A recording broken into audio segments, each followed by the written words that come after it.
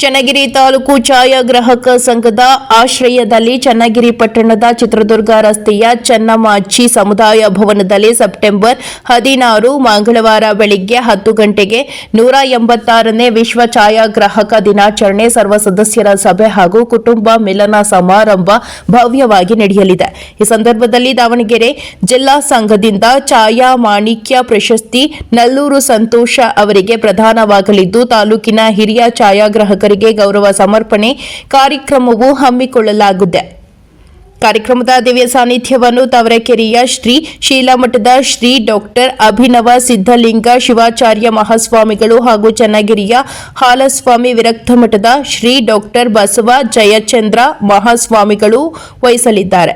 ಕಾರ್ಯಕ್ರಮವನ್ನು ಚನ್ನಗಿರಿ ಶಾಸಕ ಬಸವರಾಜು ವಿ ಶಿವಗಂಗಾ ಹಾಗೂ ತುಮ್ಕೋಸ್ ಅಧ್ಯಕ್ಷ ಎಚ್.ಎಸ್.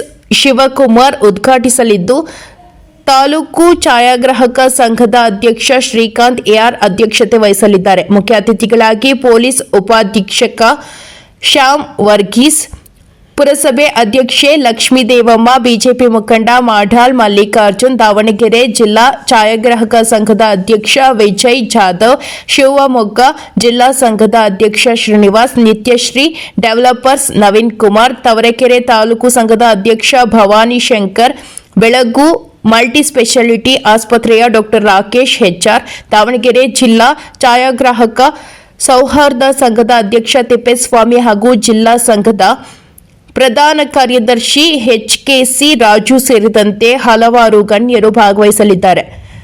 ತಾಲೂಕಿನ ಸಮಸ್ತ ಛಾಯಾಗ್ರಾಹಕರು ಹಾಗೂ ಕುಟುಂಬ ಸದಸ್ಯರು ಕಾರ್ಯಕ್ರಮದಲ್ಲಿ ಭಾಗವಹಿಸಿ ಯಶಸ್ವಿಗೊಳಿಸಿಕೊಡಬೇಕೆಂದು ಸಂಘದ ಪ್ರಧಾನ ಕಾರ್ಯದರ್ಶಿ ಮಂಜುನಾಥ್ ಎನ್ ಕೋರಿದ್ದಾರೆ. ವರದಿ ದೇವರಾಜ್ ಕೆ, ನೆಲ್ಲಿಹಂಕಲು.